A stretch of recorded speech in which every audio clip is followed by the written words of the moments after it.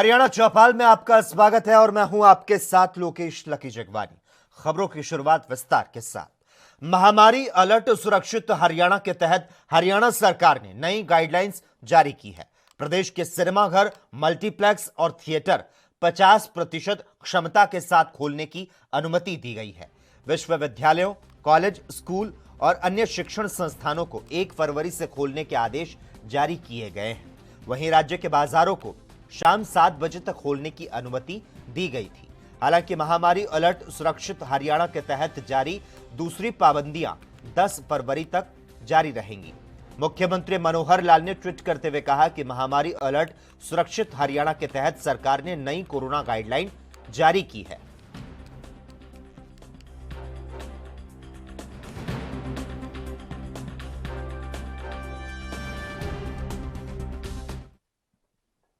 हरियाणा में आपको बता दें 1 फरवरी से 10वीं से 12वीं तक के स्कूल खोले जा रहे हैं। हरियाणा के शिक्षा मंत्री कंवरपाल गुर्जर ने यह जानकारी देते हुए कहा कि सरकार ने हालात देखकर निर्णय लिया है।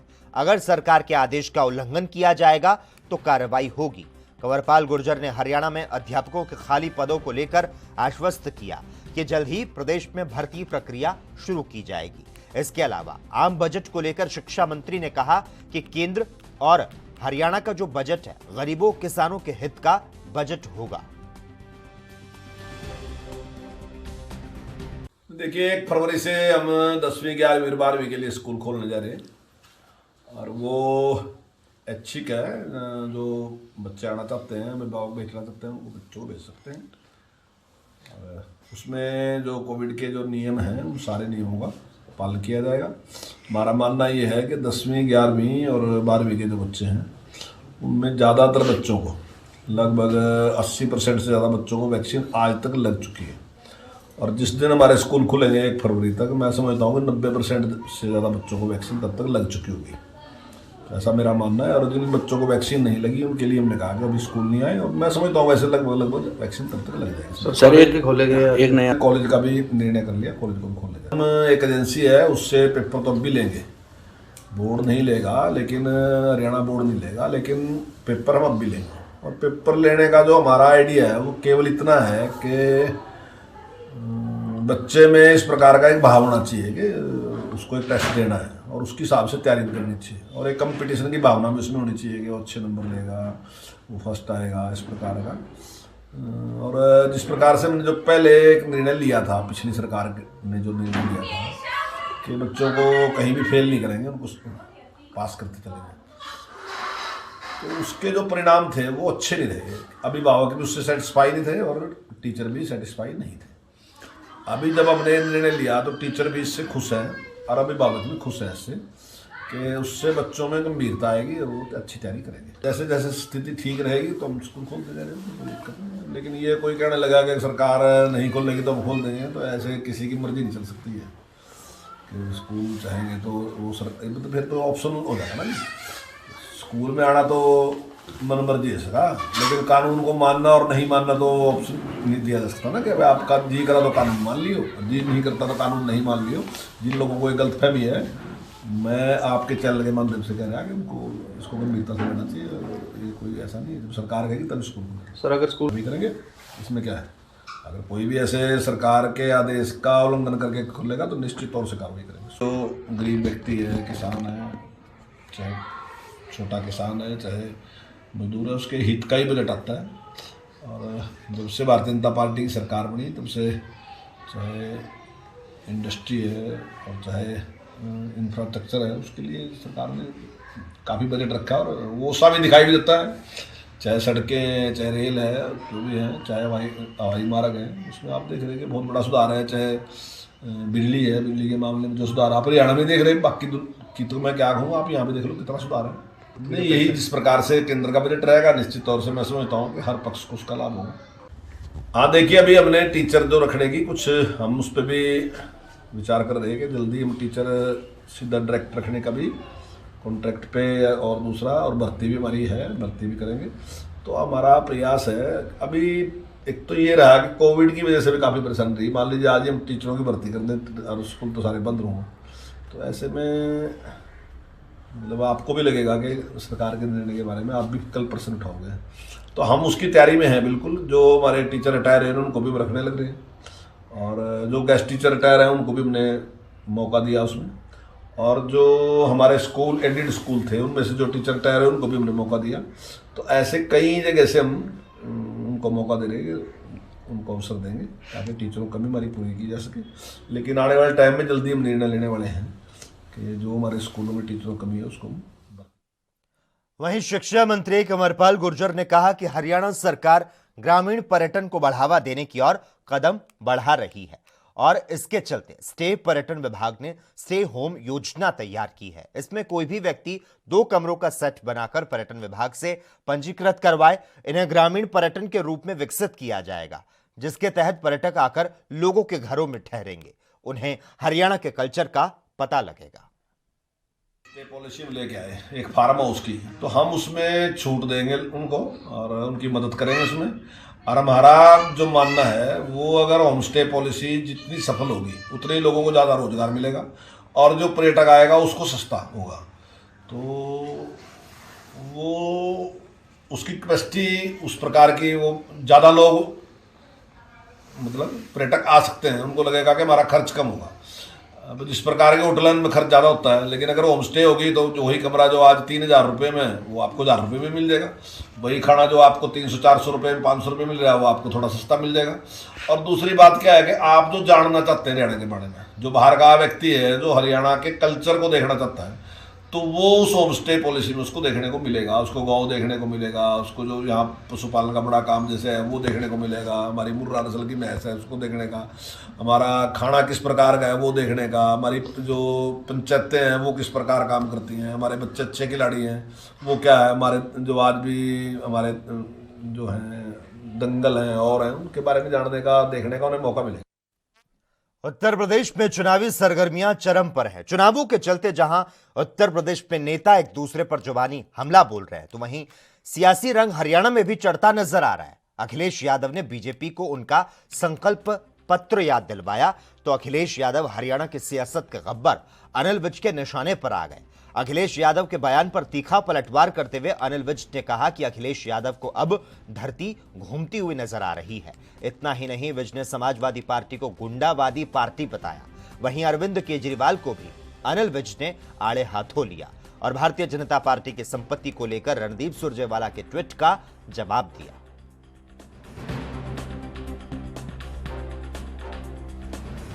अखिलेश यादव जी को धरती घूमती हुई नजर आ रही है, और जब धरती घूम रही होती है तो सामने कुछ नजर नहीं आता। उनको नजर नहीं आता कि बीजेपी ने इस कार्यकाल में क्या क्या काम किए। बीजेपी ने कितने गुंडे बदमाशों को, जो बदमाशी को इन्होंने अपने समय में बढ़ावा दिया था। ये अपने आप को कहते तो समाजवादी पार्टी है, परंतु है जो गुंडावादी पार्टी है। उन सारे गुंडों को मुख्यमंत्री योगी जी ने सबकी गुंडाई खत्म कर दी, सड़कों के जाल बिछा दिए। उत्तर प्रदेश में आज हर आदमी चैन की सांस लेता है, हर आदमी निर्भय निर्भीक होकर उत्तर प्रदेश के एक कोने से दूसरे कोने तक जा सकता है। लेकिन अखिलेश जी को तो ये ज़्यादा नजर नहीं आएगा, क्योंकि उनकी धरती तो घूम रही है। हिंदुस्तान में ये एक चलन हो गया कि हर आदमी अपने आप को ठीक और दूसरों को गलत मानता है। सर्टिफिकेट तो जनता देती है, सेल्फ सर्टिफिकेट की राजनीति में कोई जगह नहीं है। ये चंदे का पैसा है, और चंदा लोग उसी को देते हैं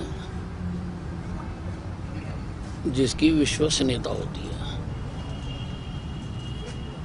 कि ये ठीक काम पर लगेगा। और जिन पार्टियों ने अपनी विश्वसनीयता ही खो दी है इस आज़ादी के बाद के समय में, उनकी तरफ तो कोई देखना भी नहीं चाहता, और इसका पूरा हिसाब रखा जाता है, पूरा ऑडिट होता है। वहीं फतेहाबाद के भूना में किसान विश्राम गृह में हल्का विधायक टूड़ाराम ने शनिवार को जन समस्याएं सुनी और इस दौरान उन्होंने लोगों को संबोधित करते हुए कहा कि 8 करोड़ की लागत से भूना कस्बे का विकास होगा। उन्होंने बताया कि शहर में अब हिसार, सिरसा और चंडीगढ़ की तरफ से प्रवेश करने पर भव्य तरीके से स्वागत होगा। जल्दी शहर के 3 प्रवेश मार्गों पर भव्य स्वागत द्वार लगने जा रहे हैं।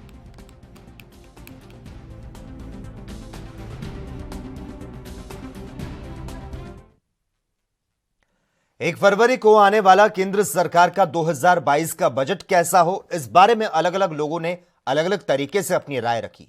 कुछ लोगों ने कहा कि जीएसटी सहित अन्य टैक्स प्रणाली को सरल किया जाए, इनकम टैक्स की स्लैब रेट बढ़ाई जाए। वहीं कुछ लोगों का कहना था कि सरकार शिक्षा, स्वास्थ्य, जीडीपी सहित अन्य नागरिक सुविधाओं में बढ़ोतरी करे, जिससे आम नागरिकों को परेशानी ना झेलनी पड़े। वहीं गृहिणियों का कहना है कि 2 दिनों तक लगातार बढ़ रहे डीजल, पेट्रोल, गैस सिलेंडर सहित दालों और सब्जियों के रेट ने उनकी रसोई का स्वाद बिगाड़ कर रख दिया है। उद्योगपतियों की अगर माने तो इस बार के बजट में दवाइयां लोगों के लिए सस्ती होनी चाहिए और शिक्षा को लेकर भी सरकार को नए कदम उठाने चाहिए। वहीं विद्यार्थियों का कहना है कि लोगों को रोजगार मिले, इसके लिए सरकार को अच्छे कदम उठाने चाहिए। हमारी और पब्लिक की ये एक्सपेक्टेशन है कि मेडिसिन पे जीएसटी घटना चाहिए। सस्ती से सस्ती मेडिसिन अच्छी क्वालिटी की पब्लिक को प्रोवाइड की जानी चाहिए। गवर्नमेंट की तरफ से भी ये होना चाहिए कि पब्लिक, खासकर बूढ़ों और बच्चों को इसका सबसे ज़्यादा बेनिफिट होना चाहिए। जो बच्चों की मेडिसिन है उस पर जीएसटी नहीं होना चाहिए, बच्चों की मेडिसिन पे जीएसटी फ्री होना चाहिए। और बुजुर्गों के लिए जो मेडिसिन है, अगर कोई स्पेशल मेडिसिन है तो उन पे भी जीएसटी पे रिबेट मिलनी चाहिए। देखिए, बजट की अगर बात करें, पिछले 2 साल से पहले तो कोरोना चल रहा है। कोरोना की वजह से जो छोटे उद्योगपति हैं, वो चाहे वो दुकानदार हो या किसी छोटी कोई फैक्ट्री चला रहा हो, वो सभी परेशान हैं। कई फैक्ट्रियां और कई दुकानें बंद होने की कगार पे आ गई हैं। सरकार से अब उम्मीदें यही हैं कि जो भी बजट आए वो डायरेक्ट बेनिफिट वाला ज़रूर आए। ये ना हो कि घुमा फिरा के बेनिफिट नीचे तक पहुंचे। डायरेक्ट बेनिफिट मिले, चाहे उसमें जीएसटी की दरों को कम किया जाए या टैक्स को कम किया जाए, या लोन जो हैं छोटे उद्योगपतियों के उनमें कुछ राहत मिले।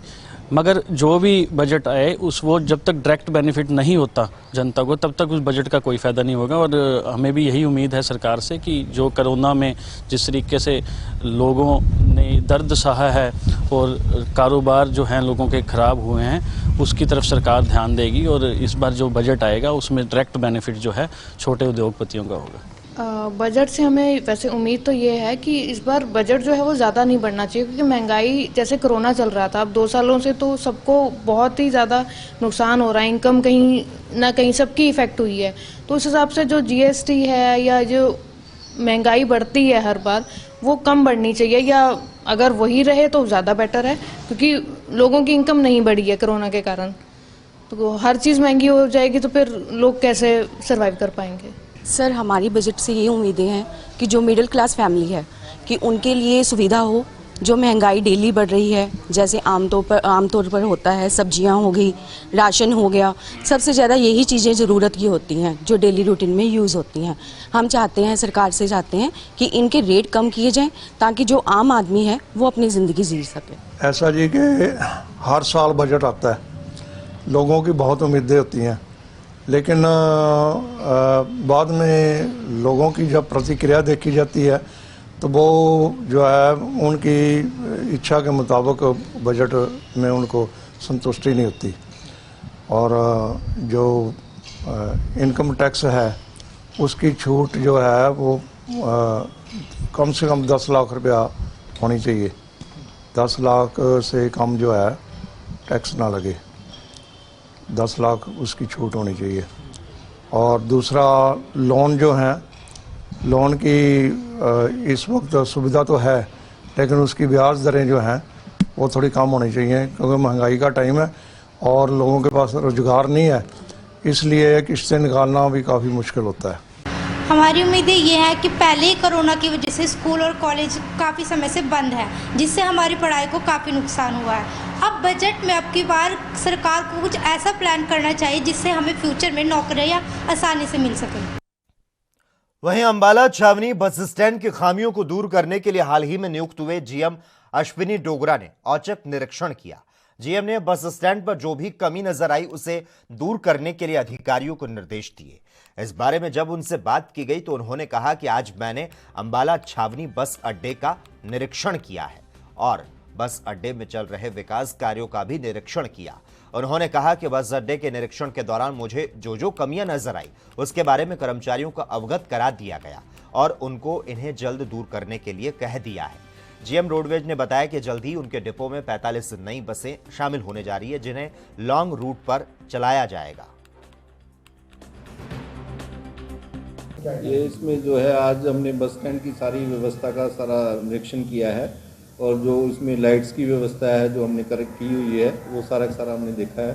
इसके अलावा जो है सीसीटीवी कैमराज हैं वो भी हमने लगाए हैं, उन सभी को देखा है। जो पुलिस हाउसिंग कॉरपोरेशन से जो हमारा काम चल रहा है उसको बड़ा हमने बारीकी से जो काम अभी चल रहा है उसको निरीक्षण किया गया है, जिसमें जो बदलाव या कमियां या जो नज़र आई हैं वो हमने उनको डायरेक्शन दी है। हाँ बिल्कुल, इसमें हमने सफाई की व्यवस्था के लिए खास ध्यान रखने के लिए कहा है कि सफाई की और सही से व्यवस्था हो, बसों के संचालन में जो है प्रॉपरली हो, टाइमिंग के हिसाब से बसें चलें। उनका है ये, इनको लगातार हमारे जो कर्मचारी हैं इसको लगे हुए हैं इसमें, पर इनको और जो है ठीक से रखने के लिए इनको हिदायत दी। पार्किंग के लिए हाँ पार्किंग का है, पार्किंग का वैसे चल रहा है हमारा हर रोज़ की करीब 85,000 के करीब पार्किंग होती है हमारी, तो हम इसको और ज़्यादा जो है कर्मचारी लगाए हुए हैं जिससे हमारी पार्किंग और ज़्यादा बढ़े। हमारे को जो है जिससे 809 बसें हैं पूरे स्टेट ट्रांसपोर्ट में आ रही हैं, तो उसमें हमारे को अम्बाला में 45 बसें जो है हमारे को मिलेंगी। तो जैसे बसें आएंगी फिर हम उनको लॉन्ग रूट्स पे जो है हमारे कुछ रूट्स हैं जैसे शिमला का है, जयपुर रूट्स हैं या इधर पंजाब के हैं, अमृतसर लुधियाना या कटड़ा का रूट है, इस तरीके से देहरादून है, हरिद्वार, ये जो रूट्स हैं हमारे उन पर हम बसें चलाएँगे। वोल्वो भी है? नहीं, वोल्वो नहीं, अभी तो स्टैंडर्ड ऑर्डिनरी। हरियाणा चौपाल में खबरों का सिलसिला लगातार जारी रहेगा। हम रुकते हैं एक छोटे से ब्रेक के लिए।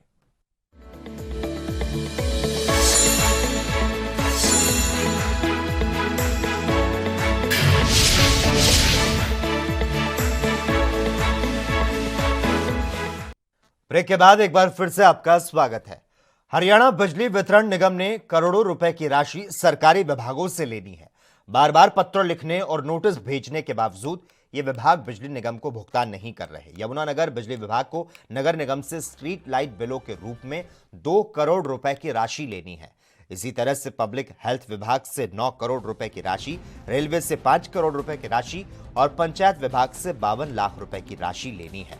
बताया जा रहा है कि इस राशि के लिए विभागों को बार बार नोटिस दिए जा रहे हैं। अधिकारियों का कहना है कि बजट आने पर भुगतान किया जाएगा, लेकिन लंबा समय बीत जाने के बावजूद इन विभागों ने बिजली निगम को भुगतान नहीं किया है।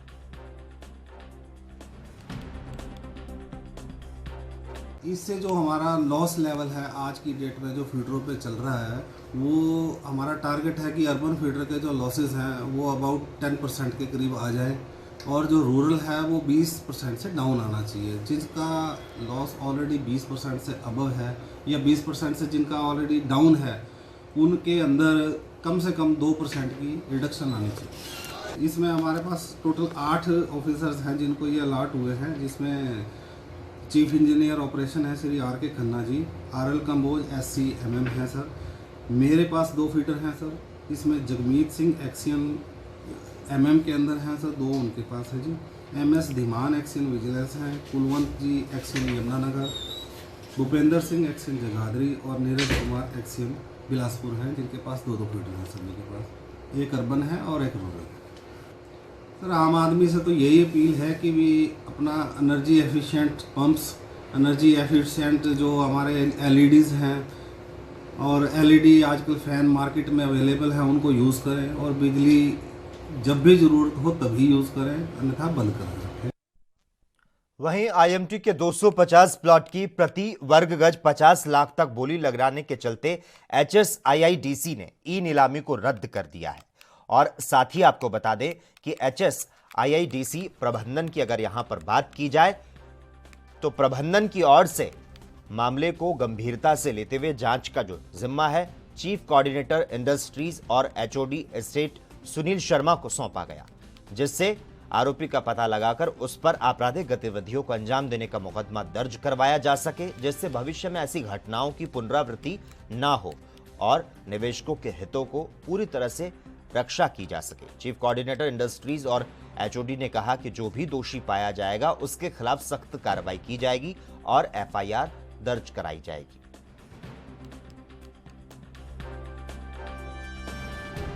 कल एचएसआईडीसी की ई ऑक्शन स्टार्ट की थी हमने आईएमटी खरखोदा की 450 स्क्वायर मीटर की हमने कल ऑक्शन स्टार्ट की थी। NSEIT के पोर्टल पर हमने कल ये ऑक्शन स्टार्ट की थी, जिसका रिजर्व प्राइस 14,200 था।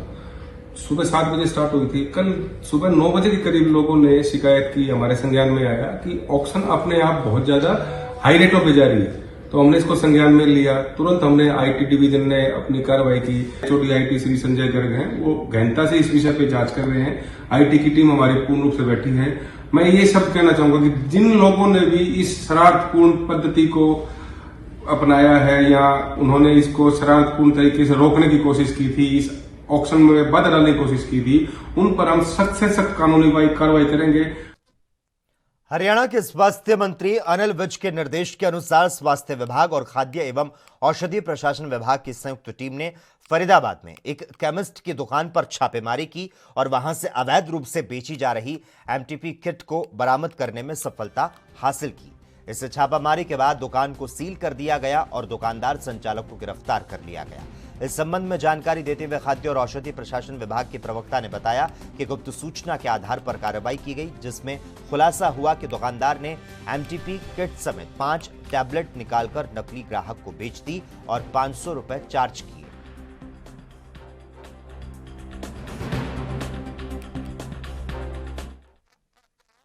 सर्दी के मौसम में धुंध के चलते दृश्यता कम हो जाती है। धुंध के समय वाहन चालकों को सड़कों पर रास्ता भी साफ तौर पर नहीं दिखाई देता। ऐसे में सड़क हादसों की संभावना बढ़ जाती है। हादसों को कम करने के लिए गोहाना प्रशासन द्वारा जहां पहले सड़कों पर सफेद पट्टी लगवाने का काम शुरू करवाया गया, तो वहीं अब लगातार वाहनों पर रिफ्लेक्टर लगाए जा रहे हैं। यहां अभियान डॉक्टर भीमराव अंबेडकर चौक पर चलाया गया। अभियान के दौरान हजारों वाहनों पर रिफ्लेक्टर टेप लगाई गई।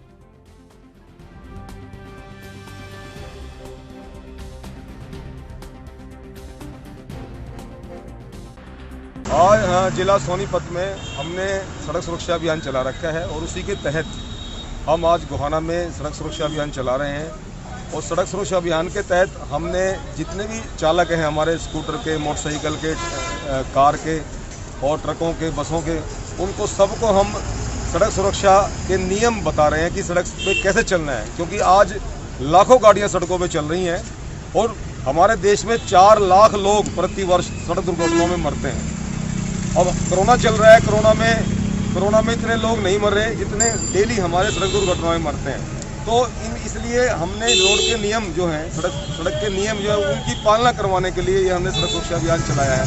हमने डिस्प्ले भी की है। जैसे हम मोटरसाइकिल चलाते हैं तो 3 सवारी ना बिठाए और मोटरसाइकिल चलाने वाला हेलमेट डाल के चले। और उसी प्रकार जैसे हमने डिस्प्ले किया है बस वालों के लिए, बस के ड्राइवरों को हम कह रहे हैं छत पे ना बिठाएं, क्योंकि सबकी जान बहुत कीमती है। इसी प्रकार हमने ट्रक वालों को कहा है कि ट्रक पे ज़्यादा लोड नहीं डालना, सड़क टूटती है, दुर्घटनाएं होती हैं, नुकसान होता है। और इसी प्रकार मोटरसाइकिल वालों के लिए हमने ये पम्फलेट तैयार किया कि भाई 3 सवारी ना बिठाएं, एक्सीडेंट होता है, जान भी जा सकती है, अच्छा हेलमेट डाल के चलें। तो जितना हमारे लोगों को सड़क सुरक्षा के नियमों का पता होगा उतनी तो दुर्घटनाएँ कम होंगी। दुर्घटनाएं ज़्यादा इसलिए होती हैं कि हमें एक तो नियम नहीं पता, दूसरा हम परवाह नहीं करते, हम गलत गाड़ी चलाते हैं। तो इसी के तहत ये सड़क सुरक्षा अभियान चलाया जा रहा है और कुछ रिफ्लेक्टर हम लगा रहे हैं निःशुल्क। और इसी के साथ ही हरियाणा चौपाल में बस इतना ही। तमाम अहम खबरों के लिए लगातार आप देखते रहिए ANP न्यूज़।